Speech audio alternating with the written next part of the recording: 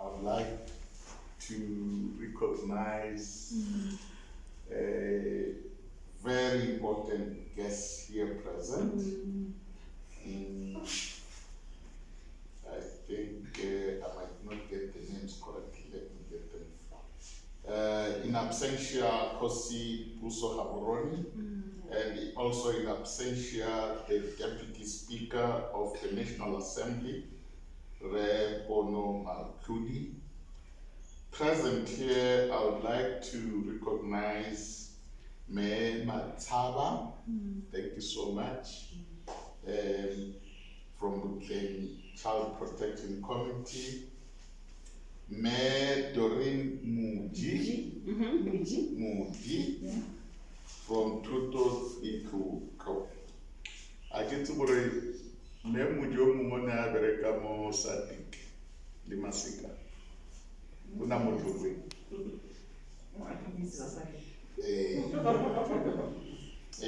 And all the other guests here present. First, I would like to extend my gratitude to the chairperson and the organizing committee for having successfully organized this event. I was just chatting with her that Saturdays, particularly now when COVID regulations have been relaxed, people do attend the Zoo Limanyalo. So when your important guests are not here, yet they promise to come, please accept, because there are so many things happening. For instance, I just came from the day before yesterday from a 2-week working visit in South Africa. And when I came, there was a close relative who passed on. And I decided that so that I can attend this session. So, those people who are here, they are here to represent the rest of Botswana who are busy elsewhere. So, with that, those remarks, I would like to indicate that the theme for this event or occasion is International Women's Day and Youth Against AIDS. We are going to be celebrating this day, I'm not sure until when, but probably for the whole of this year. The key reason for celebrating Women's Day include celebrating women's rights and the call for change, like Memuji indicated, the stigmatization of our mothers, our children, our sisters, in terms of a natural phenomenon that they go through. Stigmatization results in discrimination. I think she fully described her experiences. Fortunately, I've been a teacher for the past 38 years, from standard 1 right up to PhD level. We produce our intellectuals. So I've seen it happening. And again, what she was describing, that's exactly what I vividly remember when we were doing standard 6, standard 7. We would actually get excited and laugh at this other person. You know, it was so humiliating. And I don't know whether it still happens now. And it's sad. I mean, I used to teach at GWS with Mema, C0, and those are some of the issues that we used to deal with. And I was a senior teacher administration people that and then they used to call me Mr. Bananas. Because all the boys, I would get them and give them bananas for disrespecting.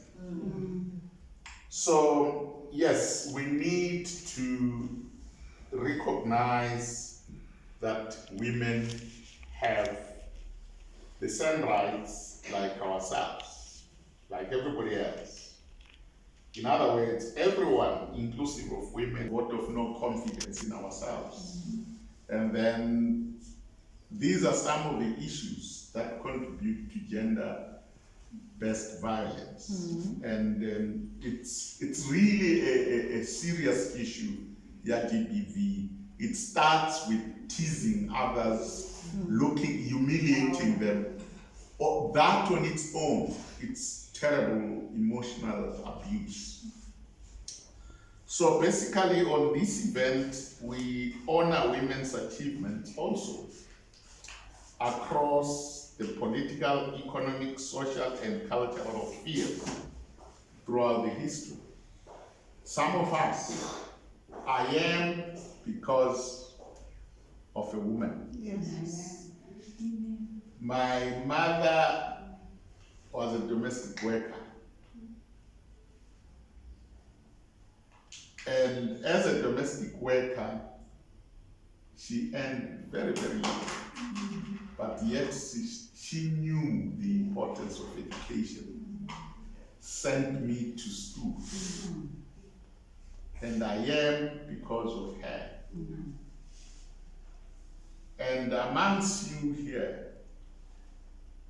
my guess is that some of you are just like me, come from female-headed households. And it is the female-headed households that have made a difference globally and here in Botswana. In other words, they say you educate a woman, you have educated the entire village. Yes. But unfortunately, the only disadvantage is that our mothers were socialized in a manner that hero worshipped the boy child. And that has perpetuated the boy child to undermine his sisters and so forth. So I don't know what mothers can do to socialize the boys such that the boy gives dignity to the sister and so forth.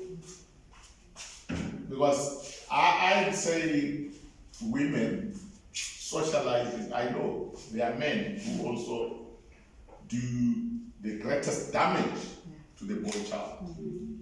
But obviously mothers, like I'm saying, I am because of my mother.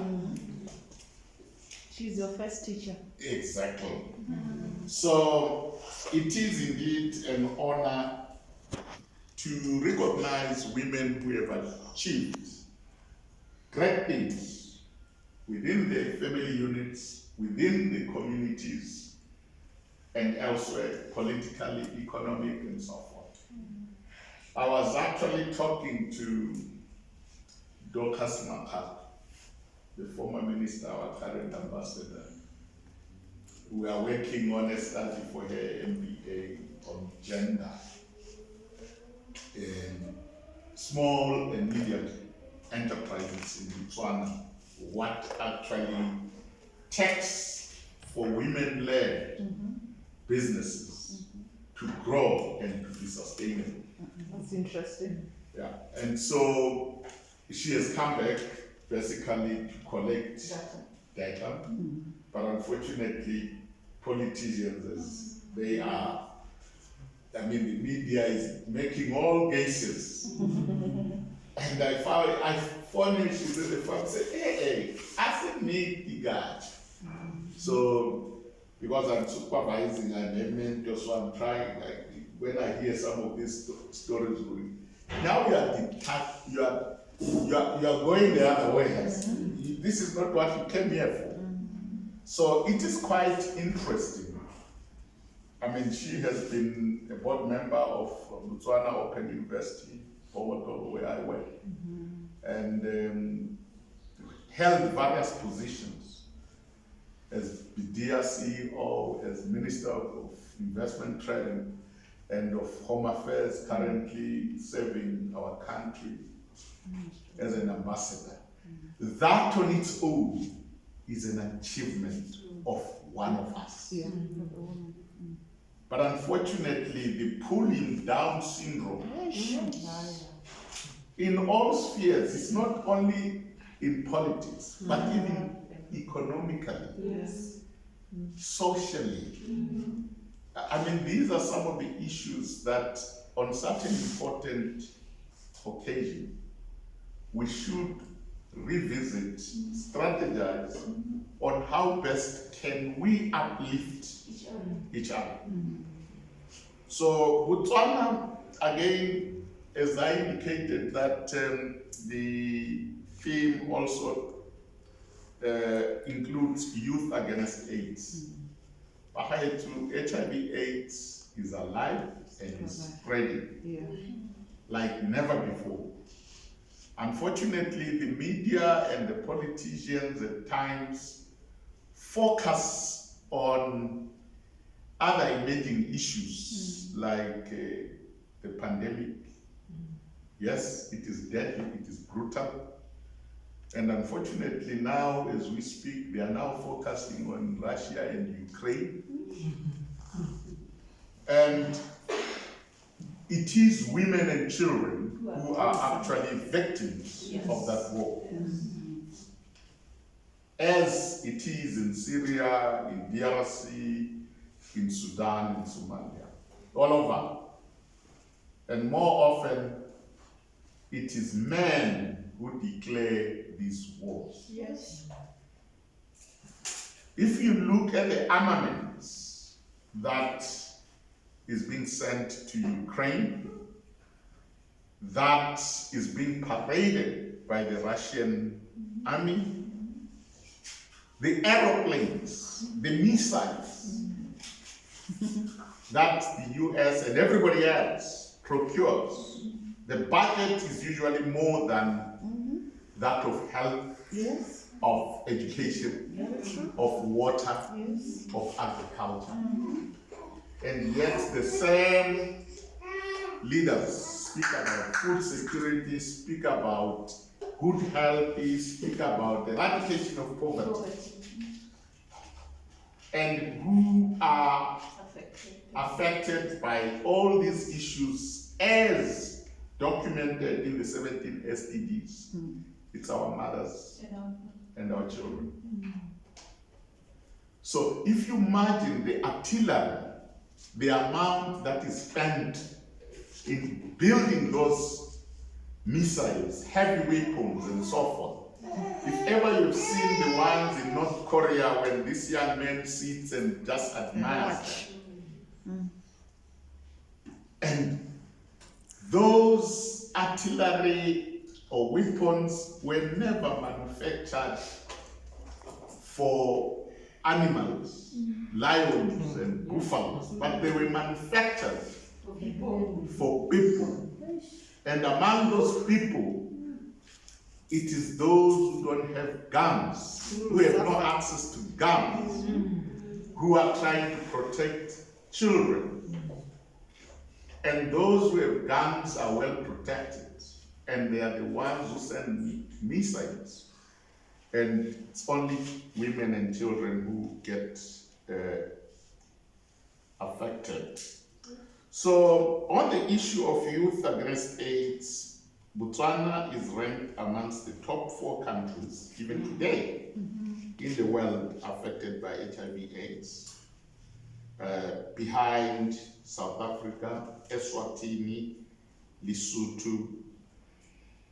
Well, Botswana may be behind these other countries simply because we document, we test effectively and document. We have records. If you go to other countries in Africa, in the Caribbean, in Asia, and so forth, where I have been,